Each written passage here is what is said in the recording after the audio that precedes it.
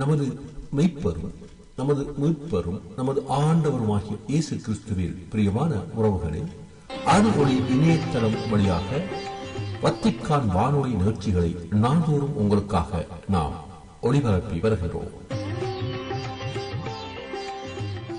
அருள்ஒளி இணையதளத்திற்காக தொகுத்து வழங்குபவர் உங்கள் அன்பிற்கினிய பேசால் தாஸ்.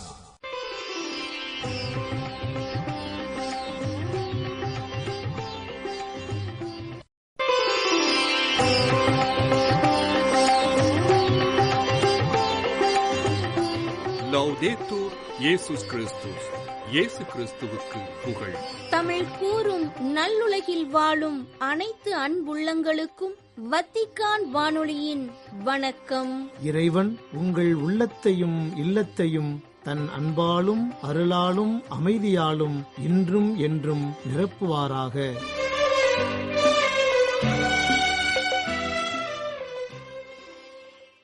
இன்றைய நம் ஒலிபரப்பு உங்களுக்கு வழங்கவிருப்பன: தடம் தந்த தகைமை மற்றும் பல்சுவை. தடம் தந்த தகைமை. எச்சரிக்கையாக இருங்கள். என்னை நீங்கள் சார்ந்திருப்பதால் எவ்வளவோ துயர்களை எதிர்நோக்க வேண்டியிருக்கும். ஆகவே அது குறித்து எச்சரிக்கையாக இருங்கள் என முன்மொழிந்தார் இயேசு. இயேசுவின் போதனைகள் மரபுகளுக்கு அப்பாற்பட்டிருந்தன. அதனை சட்ட மீறலாக புனைந்தனர் மறைநூல் அறிஞர்கள். அவை சமூகத்தில் கலகம் விளைவிப்பதாக கருதினர். எனவே இயேசுவையும் அவரை சார்ந்தவர்களையும் எப்படியேனும் பிடித்து விசாரித்து தண்டிக்க வேண்டுமென எதிர்பார்த்து இருந்தனர்.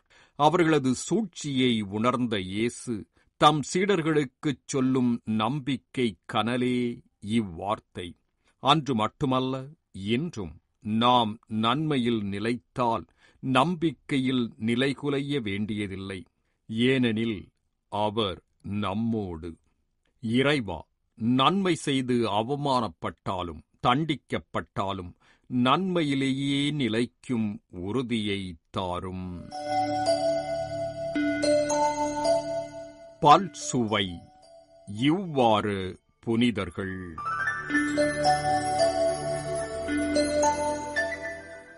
அன்பு நெஞ்சங்களே, மார்ச் மாதத்தின் இறுதிப் பகுதியையும் ஏப்ரலின் துவக்கப் பகுதியையும் தன்னுள் கொண்டுள்ளது இவ்வாரம். இவ்வாரத்தில் நாம் நினைவுகூரும் புனிதர்களுள் முக்கியமான 4 பேர் குறித்து இன்றைய நம் நிகழ்ச்சியில் நோக்குவோம். தவக்காலம் இது, தவக்காலம், தவறுகள் உணரும் புது காலம். தவக்காலம் இது, தவக்காலம், சிலுவையில் மீட்பு வரும் காலம். பிழைகளை தீருத்திடும் திருக்காலம், மனதினை தீருத்திடும் ஒரு காலம். இறையினை பணிந்திடும் உயர்காலம், கவலையில் கரைந்திடும் துயர்காலம். தவக்காலம் இது, தவக்காலம். மார்ச் 31 பாரசீக புனிதர் பெஞ்சமின். தவக்காலம் இது, தவக்காலம். 329ஆம் ஆண்டு பாரசீகத்தில், அதாவது இன்றைய ஈரானில் பிறந்த புனிதர் பெஞ்சமின் அங்கு திருமறைக்காக துன்புறுத்தப்பட்டு இறந்த திருத்தொண்டரும் மறை சாட்சியும் ஆவார். 5ஆம் நூற்றாண்டின் தொடக்கத்தில் பாரசீகத்தை ஆண்ட அரசர் முதலாம் ஈஸ்டர்கர்ட், அதன் பின்னர் முடிசூடிய அவரது மகன் 5ஆம் வாரனஸ் ஆகியோரின் ஆட்சி காலத்தில் ஏறக்குறைய 40 ஆண்டுகாலம் கிறிஸ்தவர்கள் துன்புறுத்தப்பட்டனர். இங்கனம் துன்புறுத்தப்பட்டவர்களில் ஒருவர் திருத்தொண்டர் பெஞ்சமின் ஆவார். கிறிஸ்தவ விசுவாசம் காரணமாக 1 வருட காலம் இவரை சிறையில் அடைத்தார்கள். கிறிஸ்தவ வேதத்தை பற்றி பேசக்கூடாது, மறை போதனை கூடாது என்ற நிபந்தனைகளின் பேரில் கிழக்கத்திய ரோமை பேரரசர் 2ஆம் தியோடோசியஸ் தமது தூதுவர் ஒருவர் மூலம் இவருக்கு விடுதலை பெற்றுக் கொடுத்தார். இவரோ கிறிஸ்துவை பற்றி பேசுவது எனது கடமை, நான் மௌனமாக இருக்க முடியாது என்று கூறினார். இவரை பிடித்து கருணையற்ற வகையிலும் மிகவும் கொடிய வகையிலும் வதைத்தனர். இவரது கைகள் மற்றும் கால்களின் நகக் கண்களிலும் உடலின் மென்மையான பாகங்களிலும் கூரிய ஊசியால் குத்தப்பட்டார். மீண்டும் மீண்டும் இத்தகைய சித்திரவதைகள் தொடரவே வேதனை தாங்க இயலாத பெஞ்சமின் 424 மரணமடைந்தார். புனித பெஞ்சமின் பிறந்து வளர்ந்து திருமறைக்காக உயிர் துறந்த பாரசீக நாடு 1935 ஈரான் என பெயர் மாற்றம் செய்யப்பட்டது. மனம் திரும்பு மனிதா, நீ நற்செய்தியில் நம்பிக்கை கொண்டு மனம் திரும்பு மனிதா, மனம் திரும்பு மனிதா, நீ நற்செய்தியில் நம்பிக்கை கொண்டு மனம் திரும்பு மனிதா.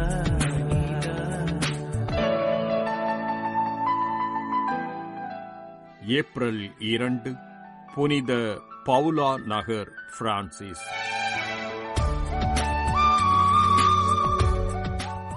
புனித பவுலா நகர் பிரான்சிஸ் இத்தாலியில் கலாபிரியா எனும் பகுதியில் பவுலா எனுமிடத்தில் 1416 பிறந்தார்.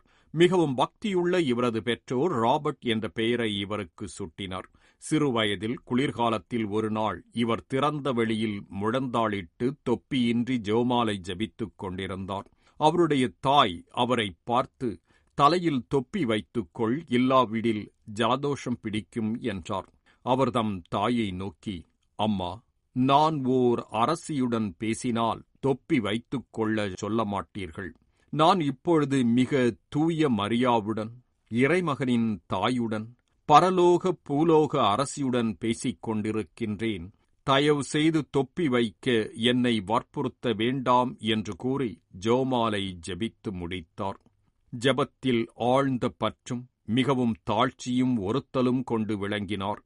ரோமை நகர், அசிசி ஆகிய திருத்தலங்களுக்குச் சென்று திரும்பிய பின் தம் பெயரை பிரான்சிஸ் என மாற்றிக்கொண்டார். அதன் பிறகு 6 ஆண்டுகள் வரை தனிமையை நாடி குகைக்குச் சென்று அங்கு தவ வாழ்வில் தன் நாட்களை செலவழித்தார்.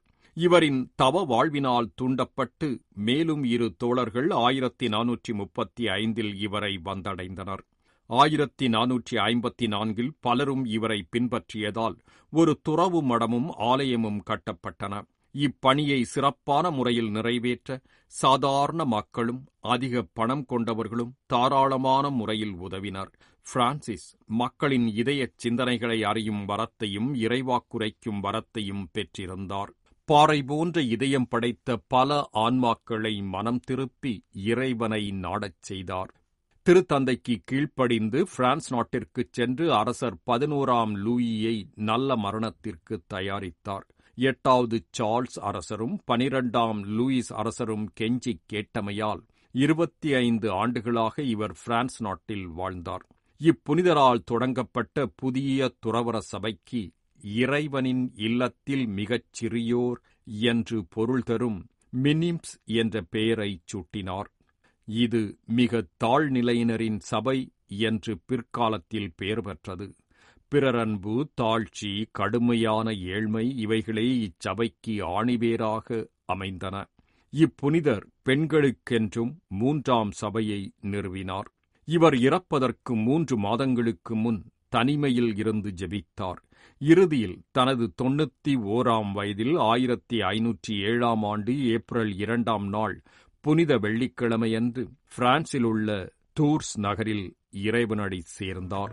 விடுதலை காலம் விரைவினில் வந்திடும், விழித்தே எழுந்திட வேண்டாமோ? விடுதலை காலம் விரைவினில் வந்திடும், விழித்தே எழுந்திட வேண்டாமோ?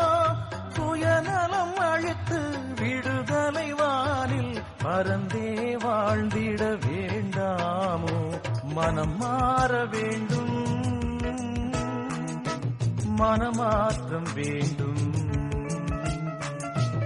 எதற்காக மனம் மாற வேண்டும்? எதை நோக்கி மனமாற்றம் வேண்டும், மனம் மாற வேண்டும், மனமாற்றம் வேண்டும்.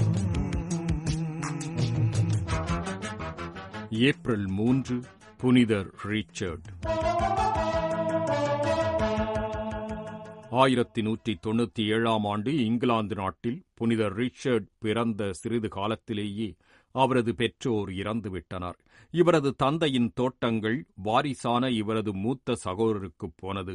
ஆனால் தந்தையின் மரண அத்தாட்சி சான்றிதழுக்காக கட்ட வேண்டிய வரிப்பணம் இவர்களிடம் இல்லாததால் சொத்துக்கள் கைவிட்டுப் போயின. இவர்கள் வறியவர்களானார்கள். ரிச்சர்ட் ஒரு தோட்டத்தில் பணியாற்றினார்.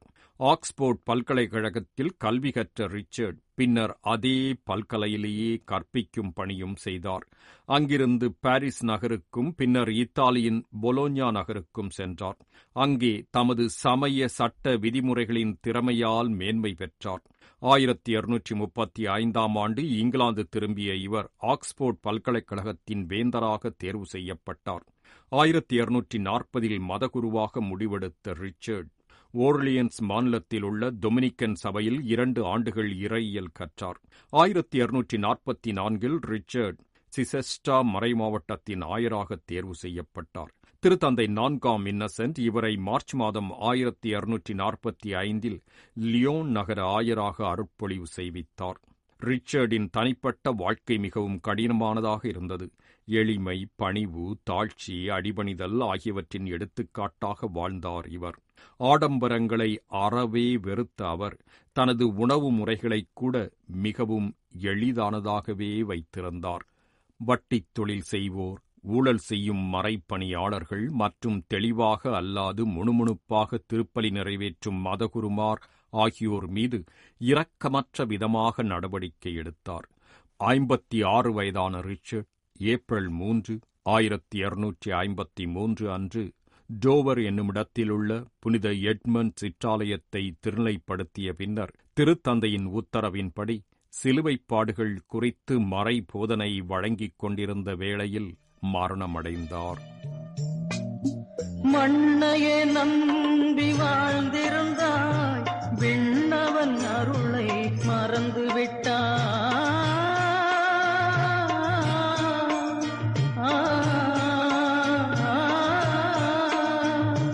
மண்ணையே நம்பி வாழ்ந்திருந்தாய், விண்ணவன் அருளை மறந்து விட்டாய்.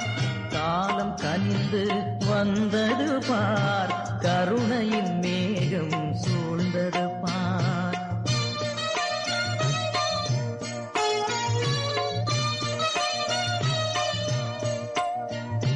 காலம் கனிந்து வந்தது பார், கருணையின் மேகம் சூழ்ந்தது பார். உறவுகள் மலராதோ மனமே, ஓ மனமே, உன்னிலை என்ன?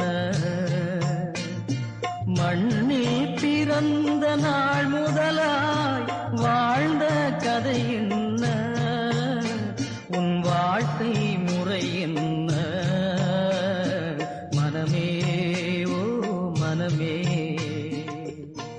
ஏப்ரல் 5 புனிதர் வின்சென்ட் ஃபெரேர். மனமே.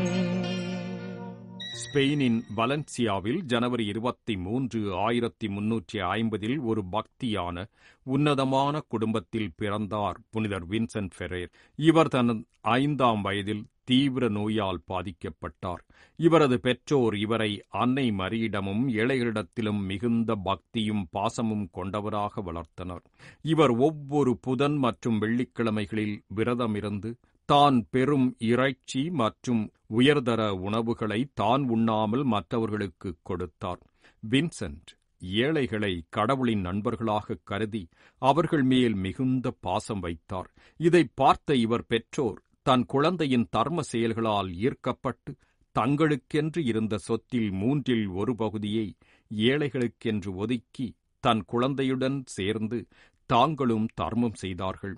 வின்சென்ட் 8ஆம் வயதில் படிப்பை தொடங்கினார். 12 வயதில் தத்துவவியலையும் 14ஆம் வயதில் இறையியலையும் யாரும் எதிர்பார்க்காத விதமாக திறமையாக படித்து முடித்தார். 1367 ஆண்டு பிப்ரவரி 5 வலன்சியாவிலுள்ள டொமினிக்கன் துறவுமடத்தில் சேர்ந்து தன்னை கடவுளுக்கு அர்ப்பணமாக்கினார். 1373 பர்ச்சலேனாவில் மறைபரப்பு பணிக்காக அனுப்பி வைக்கப்பட்டார். அங்கு அவர் மக்களால் ஏற்றுக்கொள்ளப்படாமல் ஒதுக்கப்பட்டார். ஆனாலும் அவர் இரவு பகலென்று பாராமல் கப்பலில் பயணித்து போதித்தார். இதை கவனித்த கப்பலில் பயணம் செய்த சிலர் இவரை வதைத்து கேலி செய்வதற்காக உயிருடன் இருந்த ஒருவரை இறந்தது போல் நடிக்கச் செய்தனர். இவர் இறந்த பிணத்தின் மேல் ஜெபித்தார். இதைக் கண்டு அவரை சுற்றியிருந்தவர்கள் பரிகாசம் செய்து சிரித்தனர். ஆனால் இவரின் வல்லமையை வெளிப்படுத்த இறைவன் உண்மையிலேயே அந்த மனிதரை இறக்கச் செய்தார். இதை அறிந்த பரிகாசம் செய்தோர் பயம் கொண்டு தவற்றை உணர்ந்து தாங்கள் கூறிய பொய்யை மன்னிக்கும்படி வேண்டி மனம் மாறி கிறிஸ்துவை பின்தொடர்ந்தார்கள். பின்னர் 1376 மீண்டும் வின்சென்ட் துலூஸ் என்ற இடத்திற்கு ஓராண்டு கல்வியை தொடர அனுப்பப்பட்டார். அங்கு எபிரேய மொழியில் விவிலியத்தை ஆய்வு செய்தார். 1379 பர்ச்சலோனாவில் அருட்பணியாளரானார். பிறகு மீண்டும் 1385-90 வலன்சியாவிற்கு வரவழைக்கப்பட்டு பேராலயத்தில் போதித்தார். அப்போது ஏறக்குறைய 30,000 யூதர்களை மனமாற்றினார். அங்கு இவரது போதனையைக் கண்ட சில திரு அவை உயர் அதிகாரிகள் இவரை பழிவாங்கும் நோக்குடன் இவர் மேல் சில பொய்க் குற்றங்களை சுமத்தி நீதிமன்றத்திற்கு அனுப்பினர். அங்கு அவர் மேல் சுமத்தப்பட்ட குற்றங்களை பீட்டர் டி லூனா என்ற எதிர் திருத்தந்தை விசாரித்தார். ஆனால் வின்சென்ட் கூறிய உண்மைகள் ஏற்றுக்கொள்ளப்படாத நிலையில் அவர் அருட்பணியாளராக இருக்கக்கூடாது என்றும் துறவரத்திலிருந்து வெளியேற்றப்பட வேண்டுமென்றும் பேசப்பட்டபோது வின்சென்ட் இடைவிடாது இறைவேண்டலில் ஈடுபட்டார். இதன் வழியாக உண்மைகள் வெளிக்கொணரப்பட்டன. இதன் பிறகு அவர் தனது குருத்துவ வாழ்வில் பலவிதமான நோய்களை குணமாக்கி இறை சக்தியை இவ்வுலகில் வெளிப்படுத்தினார். 21 ஆண்டுகளில் Switzerland, Spain, France, Italy, England, Ireland, Scotland ஆகிய நாடுகளில் பல்லாயிரக்கணக்கான பாவிகள் தம் பாவ நிலையை முற்றிலும் விட்டகலும் முறையில் போதித்தார். செய்யும் செயல்களில் உன்னை நினைப்பதற்கு மாறாக இறைவனை நினைத்துக்கொள் என்ற இப்புனிதரின் வார்த்தை மற்றவர்களை ஆழமாக சிந்தித்து செயல்படத் தூண்டியது. தனது இறுதி மூச்சு வரை ஓர் சிறந்த அருள்பணியாளராகவே வாழ்ந்து ஏப்ரல் 5 1419 இறந்தார். இவரது வாழ்க்கை திருமறையை போதிக்கும் அருள்பணியாளர்களுக்கு சிறந்தவோர் எடுத்துக்காட்டாக உள்ளது. பாவம் செய்தேன் ஏசையா, தயவாக என்னை மன்னியும். பாவம் செய்தேன் ஏசையா,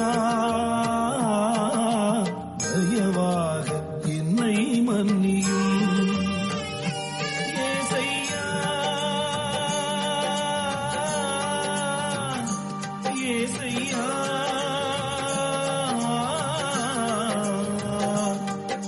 என்னை நீ தூய்மையாக்கும்.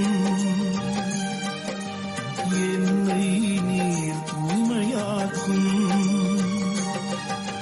பாவம் செய்தேன் ஏசையா, தயவாக என்னை மன்னியும்.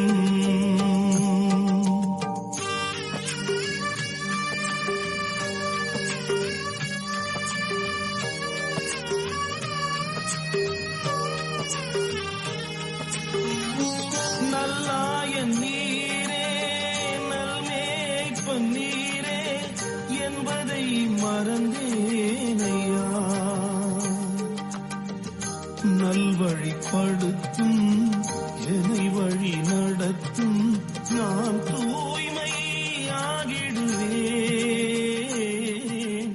நான் தூய்மையாகிடுவேன். அன்பு நெஞ்சங்களே, இவ்வாரத்தின் புனிதர்கள் பாரசீகத்தின் பெஞ்சமின், பவுலா நகர் பிரான்சிஸ், இங்கிலாந்தின் ரிச்சர்ட், ஸ்பெயினின் வின்சென்ட் ஃபெரேர் ஆகியோர் குறித்த சில குறிப்புகளை இன்றைய பல்சுவையில் உங்களுக்கு வழங்கியது வத்திக்கான் வானொலி.